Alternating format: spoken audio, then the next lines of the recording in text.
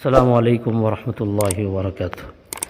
عزیز طلباء و طالبات، 35ویں دن آپ کو نظم دی گئی ہے ابر بہار، جس کو آپ جماعت ہفتوں میں پڑھ چکے ہیں۔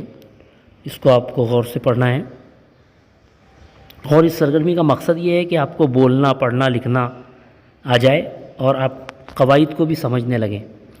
یہ مقصد ہے اس سرگرمی کا۔ یہاں ہم دیکھتے ہیں ابر بہار، یہ نظم ہم پڑھ رہے ہیں۔ مستی لٹا رہی ہیں بڑھتی ہوئی گھٹائیں، یہاں پڑھتی ہوئی آ گیا۔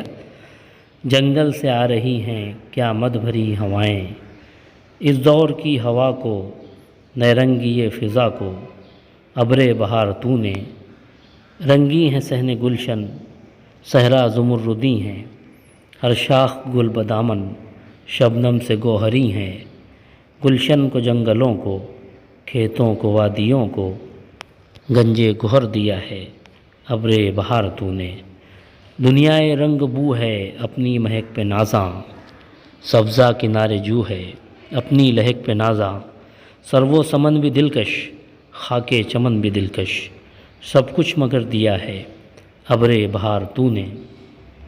یہ نظم آپ نے دیکھی، اس کے بعد ہم کو اس کو غور سے آپ کو پڑھنا ہے، اور اس میں آپ یہ دیکھیں، جیسے مثال کے طور پر یہاں پر ہم دیکھتے ہیں زمرد، یہ ایک پتھر، قیمتی پتھر ہے۔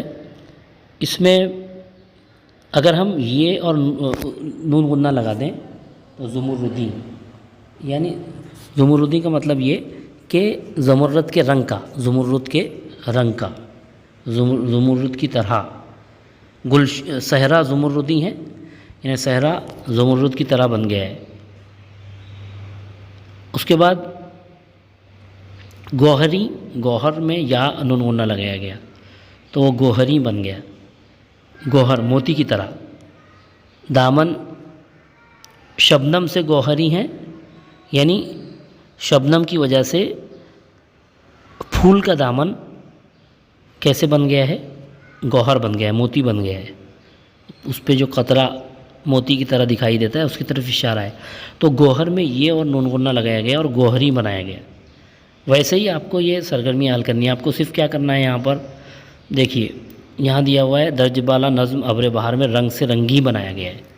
اس طرح الفاظ کی تبدیلی کے لحاظ سے الفاظ تلاش کرتے ہیں۔ رنگ میں یہ اور نون غنہ جوڑ کے رنگی بنایا گیا۔ اب ہم یہاں کیا کریں گے، زمرد میں بھی یہ اور نون غنہ لگائیں گے اور زمردی بنائیں گے۔ اسی طرح سے گوہر میں ہم یہ اور نون غنہ لگائیں گے اور گوہری بنائیں گے۔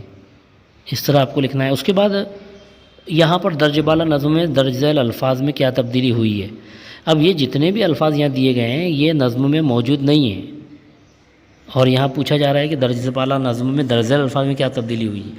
تو اب آپ کو کیا کرنا ہے، یہ اپنے اعتبار سے ہم اس کو لکھیں گے۔ جیسے سنگ ہے تو سنگ کے ساتھ ہم کیا کریں گے، یہ لگا دیں گے تو سنگی بن جائے گا۔ سنگی یعنی پتھر کا، سنگ پتھر کو کہتے ہیں، تو سنگی پتھر کا ہو جائے گا۔ سنگی مجسمہ یعنی پتھر کا مجسمہ، تو سنگ میں صرف یہ لگائیں گے، نون غنہ نہیں لگائیں گے۔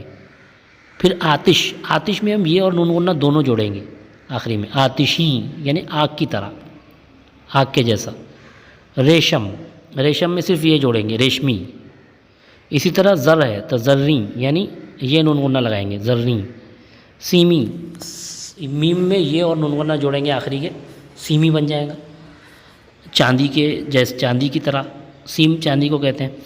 اسی طرح اب آپ کو کیا کرنا ہے کہ ایسے الفاظ تلاش کرنا ہے کہ جس میں آپ یا اور نون غنہ لگا کر دوسرے الفاظ بنا سکیں۔ تو اس کے لیے آپ کیا کریں گے، آپ اپنی کتاب میں اس طرح کے الفاظ تلاش کریں کہ جس میں یہ لگا کر یا یہ اور نون غنہ لگا کر ایک دوسرا لفظ بنا دیا گیا ہو۔ جیسے حجر ہے تو حجر سے کیا بن جائے گا، حجری یعنی پتھر کا۔ اسی طرح سے آپ کا یہ اور نون غننے والے الفاظ بھی آپ کو تلاش کرنے پڑیں، جیسے موسم سے موسمی، یہ لگا کر۔ اور یہ اور نون غنہ کی مثالیں آپ کو اور دوسری بھی تلاش کرنی پڑیں گی۔ تو آپ کتاب میں جب الفاظ دیکھیں گے تو آپ کو سمجھ میں آئے گا۔ یہ نون غننے والے جتنے بھی الفاظ آپ کو نظر آ رہے ہیں اس میں پہلے غور کریں کہ یہ اور نون غنہ ہٹانے کے بعد یہ بامانی لفظ بن رہا ہے یا نہیں، اور اس کے بعد بھی بامانی لفظ رہ رہا ہے یا نہیں، یہ غور کرنا پڑے گا۔ تو جب آپ یہ غور کریں گے تو آپ انشاءاللہ اس کو حل کر سکیں گے۔ تو امید ہے آپ ایسے الفاظ تلاش کریں گے، پہلے وہ لفظ لکھیں گے، جیسے ابھی ہم نے حجر دیکھا، حجر سے حجری، موسم سے موسمی، تو اس طرح آپ کیا کریں گے کہ ایسے پہلے لفظ لکھیں گے اور اس کے آگے پھر اس میں یہ یا یہ نون غنہ لگا کر ایک دوسرا لفظ بنائیں گے۔ تو اس طرح سے آپ اس کو حل کریں۔ امید ہے آج کی سرگرمی آپ کو سمجھ میں آئی ہوگی۔ بہت بہت شکریہ۔ السلام علیکم ورحمۃ اللہ وبرکاتہ۔